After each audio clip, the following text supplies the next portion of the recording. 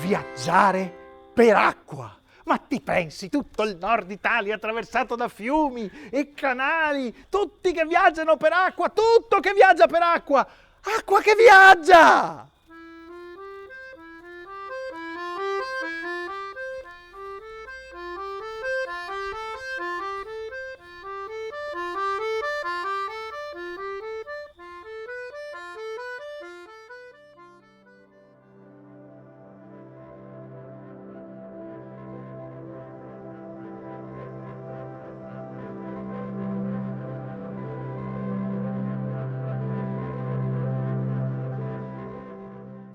Andar per acque un tempo era il modo più efficiente e pratico per muoversi. Per questo i fiumi, oltre ad essere preziosi fonti d'acqua, erano soprattutto mezzi di trasporto, canali di comunicazione, connessione fra luoghi, persone e attività.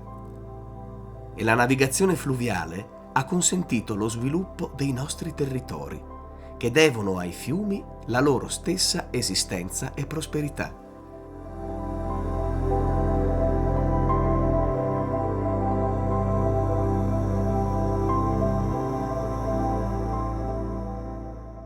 E così fu per tutti i centri che si trovano sulle sponde della via d'acqua che collega Venezia a Sacile e a Pordenone lungo il Livenza, Meduna e Noncello. Via d'acqua che nel corso del tempo ha cambiato tragitto sia per eventi naturali che per opere degli uomini. L'idrografia di questo asse era assai diversa nell'antichità e l'anno di svolta del nuovo assetto fluviale è il 589, l'anno del grande diluvio che Paolo Diacono ci racconta nell'Historia Longobardorum. Prima di quel disastroso evento, i fiumi avevano un altro corso, seguendo la pendenza della pianura dell'1% da nord verso sud-ovest. Il Meduna, il torrente che nasce con diversi rami dal monte Burlaton, dalle pendici del monte Dosaip e del monte Caserine Alte nel comune di Tramonti di Sopra, sboccava in pianura a valle di Meduno, in località Monteli, e proseguiva seguendo la pendenza del terreno verso ovest in direzione di Pordenone, inglobando a Monte di Cordenons sulla destra le acque del Cellina, che nasce a Margons, località del comune di Claut, e si apre alla pianura nella forra di Ravedis.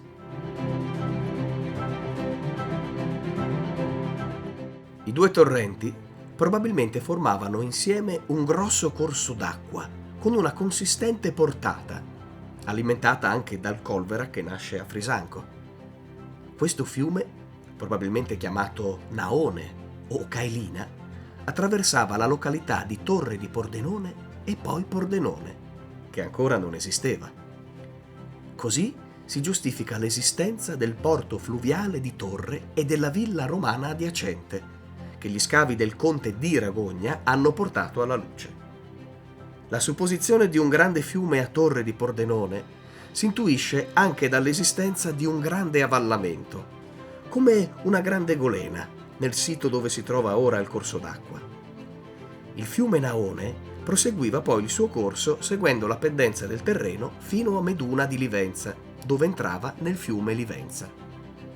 A Meduna c'è infatti un avvallamento sulla sinistra del Livenza, una golena, che fa pensare probabilmente che fosse il letto del Meduna prima che cambiasse corso dopo l'alluvione e dove confluivano anche le acque del fiume Fiume. Il Livenza, così ingrossato, proseguiva poi la sua corsa verso il mare.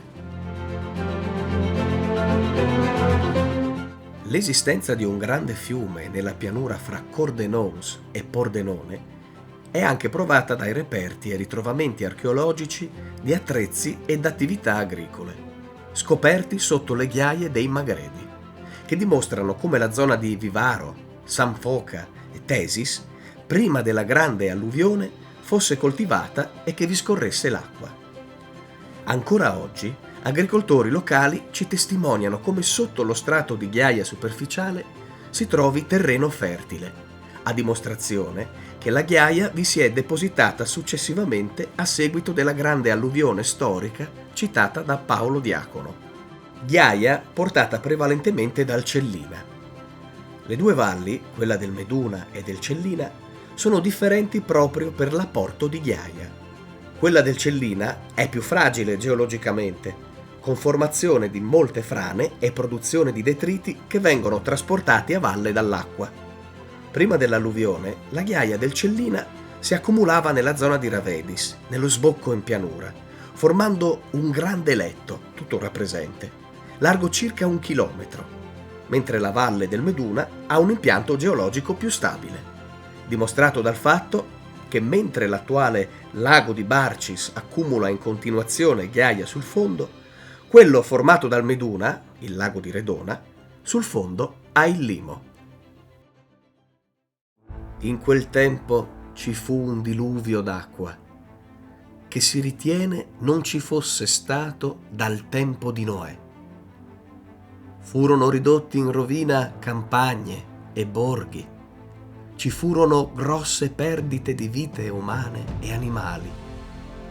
Distrutte le vie, dissolte le strade. La grande alluvione del 589 provocò una deviazione della portata del Cellina verso l'alta pianura, fino ad Aviano, dove ancora si usa in alcune località il toponimo Pra della Cellina, evidentemente nome popolare rimasto ai luoghi dall'antichità per quell'evento straordinario. Un apporto enorme di ghiaia e sassi verso la pianura spostarono il Meduna verso sud-est e interrarono la Cellina. Per capire l'enorme portata di ghiaie di quell'evento e valutare l'enorme quantità di materiali che in quell'anno sono usciti dallo sbocco di Ravedis, basta considerare che ancora oggi il Cellina riporta 200.000 metri cubi, come se riempissimo 30 condomini di 5 piani, di ghiaie e limi all'anno solo nel lago di Barcis e non al termine della vallata. La quantità imponente di detriti quindi costrinse il Meduna a cercare un varco verso valle alla sua sinistra, trovando nel nuovo corso una stratificazione geologica del terreno formata prevalentemente di limi, che il fiume ha potuto erodere creandosi un nuovo letto, facilitato anche dalla maggior portata del fiume dovuta all'alluvione. Per capire la potenza delle acque di quel tempo, possiamo riferirci all'alluvione del 1966 e alla devastazione che ha causato nel territorio. Questo spostamento del corso del Meduna sulla sinistra ha modificato completamente l'assetto fluviale. Il fiume Naone vide ridotta fortemente la sua portata, non accogliendo più l'acqua del Meduna. Le ghiaie coprirono tutta la zona ora chiamata dei Magredi, che da terreno fertile diventa così una distesa brulla. Erede del fiume che abbiamo chiamato Naone è il Noncello, un fiume residuale di risorgiva alimentato da alcuni bracci del Cellina, di cui uno costeggiava Cordenons, alimentato solo in caso di piogge consistenti.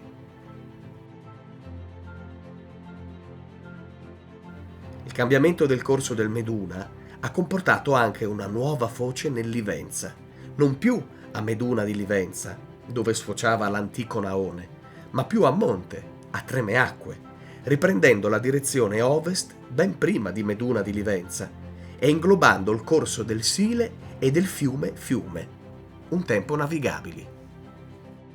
Il Noncello quindi diventa un piccolo corso d'acqua nascendo nella parte est di Cordenons, all'interno dell'abitato, e si forma come fiume nella frazione di Torre, proseguendo verso Pordenone con un alveo non molto profondo. Questi cambiamenti idrogeologici hanno fatto sì che il porto romano di Torre venisse abbandonato, insieme all'utilizzo della villa romana. E questa nuova situazione del fiume portò alla diminuzione netta di navigabilità verso valle. La navigazione del fiume a quel tempo si fermava a 2 chilometri a valle di Torre, dove sorgeva un piccolo abitato su un promontorio, l'antico villaggio che diventerà Pordenone. E questo è testimoniato dai ritrovamenti, sotto il pavimento del Museo Civico d'Arte, di una necropoli dei cosiddetti Carantani, il primo popolo di origine slava che probabilmente intorno al 1000 si insediò in questo territorio e diede origine al primo nucleo di Pordenone. Nasce così un funzionale attracco fluviale all'uscita della roggia Codafora, esistente ancora oggi, che poi diventerà Portus Naonis. Il Noncello ha poi mantenuto, anche dopo la storica alluvione, il corso dell'antico Naone, confluendo nel Meduna a Prata, che poi confluisce nel Livenza a Tremeacque e non più a Meduna di Livenza, proseguendo il suo corso fino a San Stino con innumerevoli meandri, per poi proseguire in direzione sud-ovest verso l'antica foce di Santa Croce, con percorso finale meno tortuoso e con meno corrente, che facilitava la navigazione fino ai bordi della laguna di Caorle.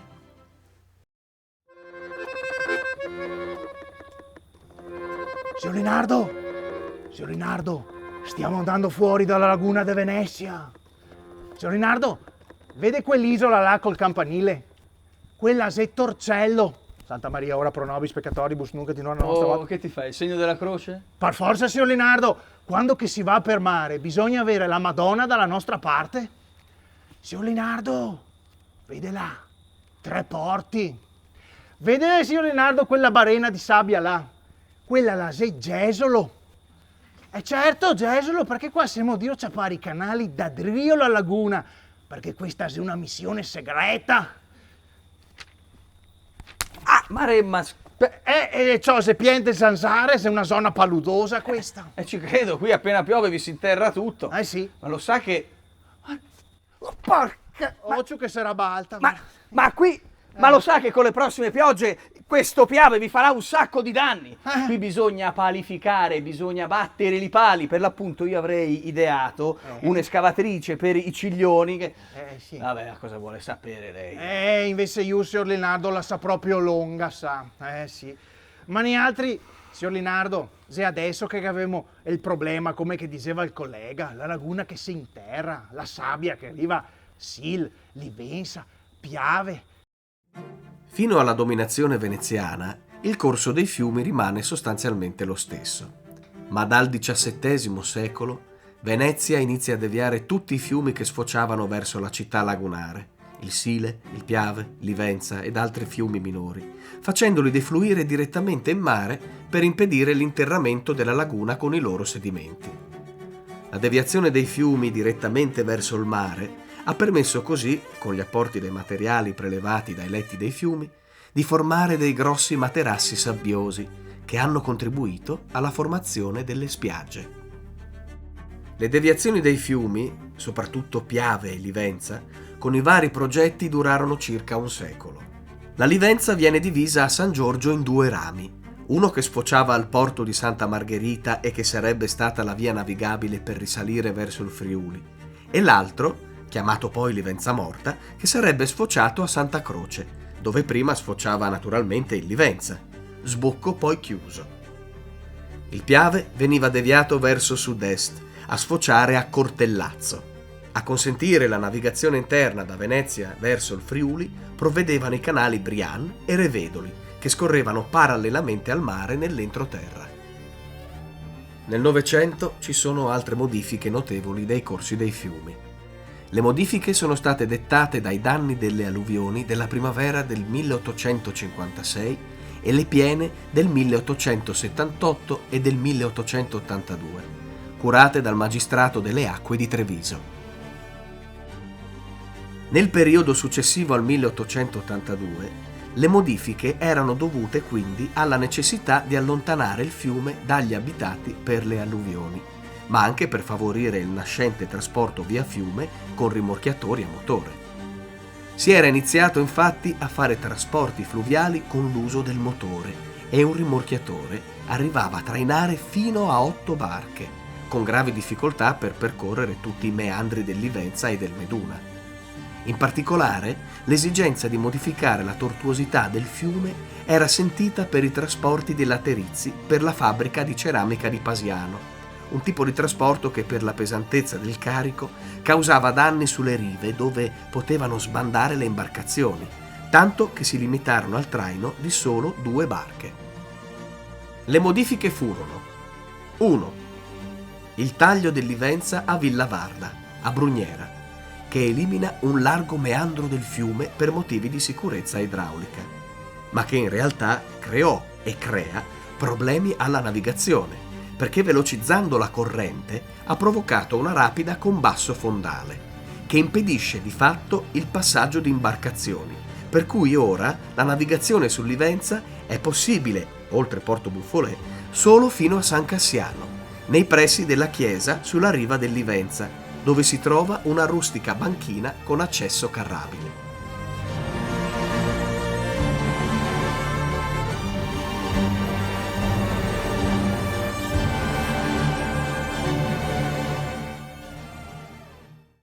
A Porto Buffolè viene spostato il Livenza, che viene raddrizzato con curve attenuate e si sposta dall'abitato verso ovest. D'altronde l'importanza del porto di Porto Buffolè sul Livenza era venuta anche un po' meno dopo la costruzione delle ferrovie. A Motta di Livenza il Monticano, che sfociava nei pressi dell'abitato di Motta, viene spostato a valle per prevenire l'alluvione del paese. A San Stino viene raddrizzato il Livenza e tagliato il meandro di Corbolone che circondava San Stino, formando così il canale Malgher, che nel 1930 viene allungato per unirsi all'Oncon, dove vengono fatti confluire il Sile e il fiume Fiume, che prima sfociavano nel Livenza a Meduna di Livenza. Il Malgher poi si unisce all'Emene per sfociare nella laguna di Caorle, percorso parallelo al Livenza, navigabile anche oggi. A San Stino c'è la banchina di partenza di questa via navigabile secondaria.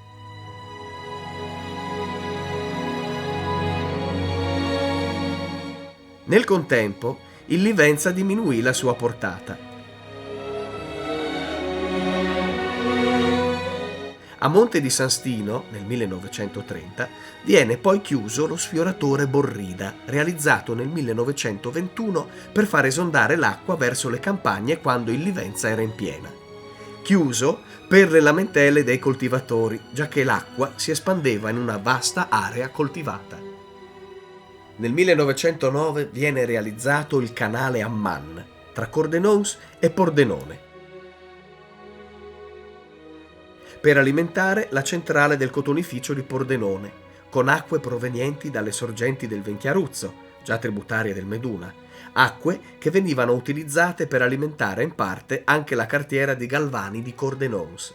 Il canale Amman, che scorre nella parte finale su un ponte canale, si unisce, dopo aver alimentato con la forza di caduta delle sue acque la centrale del cotonificio, alle acque del canale Noncello, in parte deviata a sua volta dal suo corso naturale a servizio sia della tintoria che del cotonificio di Torre.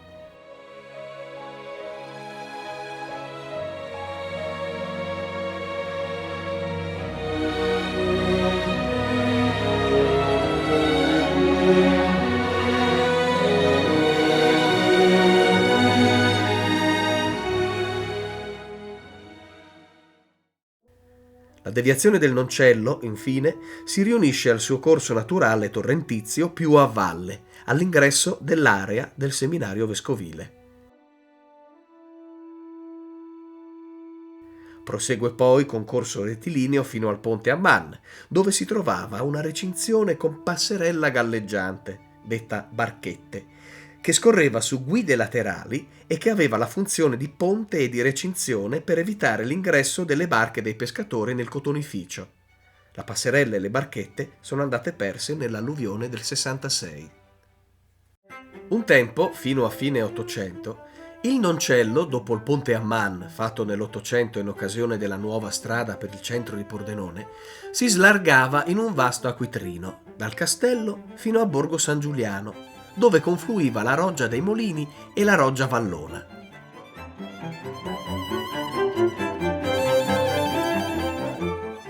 Poi il fiume si restringeva e passava sotto il ponte di pietra, ponte di Bartolomeo Ferracina ora sotterrato, dove acquisiva la Roggia Codafora e proseguiva verso l'area della Corderia Corai.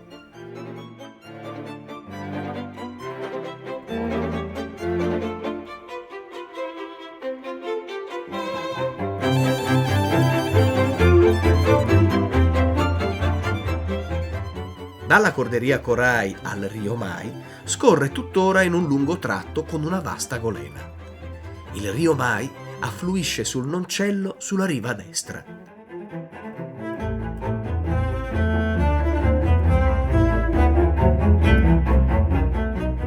A Valle Noncello la golena si restringe e il fiume prosegue profondo incassato nel suo letto in mezzo ad alte rive, con forte pendenza costituite da terreno limoso e franoso instabile, con caratteristiche omogenee fino allo sbocco sul Meduna sulla riva destra a Prata, poco a monte del Rio Sentiron.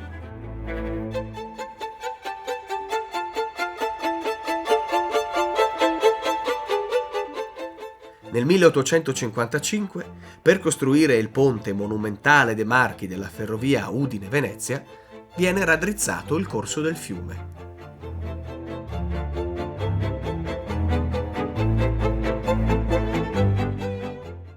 Come del resto anche il ponte apribile di Pordenone, Il ponte di Adamo ed Eva. la cui parte centrale in metallo poggiava su due estremità di cemento. Sotto questa parte centrale vi era un grosso galleggiante che, se gonfio d'acqua, stava sul fondo del fiume, ma se veniva sgonfiato questo piano piano saliva fino a toccare la parte in acciaio, alzarla e metterla su un lato. Per far passare barche, grandi barche, veliere che andavano verso il porto fluviale più grande a monte del ponte. Porto che doveva essere costruito, infatti cominciarono a scavare delle grosse buche. E hanno progettato anche una diga, una grande diga alla confluenza tra il fiume Noncello e il fiume Meduna, in modo che il livello del fiume stesso si alzasse. E anche delle conche di navigazione per far passare i transatlantici. Il porto fluviale più grande e più a nord di tutta l'Italia. Pordenone, capitale fluviale del mondo! Sì! Nel 1920, su progetto di Augusto Mior, a cui partecipavano diversi comuni in consorzio, Pordenone, Cordenons, Porcia e Prata, si prevedeva di ampliare la portata del fiume per la navigazione fluviale oltre la dogana di Valle Noncello, fino in centro a Pordenone, dove realizzare un porto, soprattutto ad uso del cotonificio Amman, dove proveniva via fiume il cotone dall'Egitto. Era prevista dal progetto una diga a monte della confluenza del Noncello sul Meduna, che sarebbe servita ad aumentare la profondità del fiume. A fianco della diga era prevista una conca di navigazione che serviva per superare i dislivelli fra le due parti del corso d'acqua. A corredo della diga si prospettava una centrale idroelettrica. Per dirigere il corso d'acqua direttamente verso il cotonificio Amman, il fiume viene deviato alla sua sinistra, rendendo quindi inutile l'antico ponte di pietra costruito dal famoso Bartolomeo Ferracina, noto per aver realizzato il ponte di Bassano sul Brenta. Il vecchio ponte viene così sotterrato e tuttora giace sepolto senza nessun cartello che ne indichi la sotterranea ubicazione. Viene quindi edificato un nuovo ponte alla sua sinistra. Un ponte apribile, con un meccanismo particolare. Il ponte era staccato nella parte centrale, che veniva sollevata da un serbatoio galleggiante che sosteneva un traliccio fino alla sua arcata semovente. Il galleggiante, parzialmente riempito, rimaneva semisommerso, ma togliendogli l'acqua con le pompe poteva sollevare la parte centrale, la quale veniva così spostata sulla riva per far passare le barche con gli alberi e le antenne.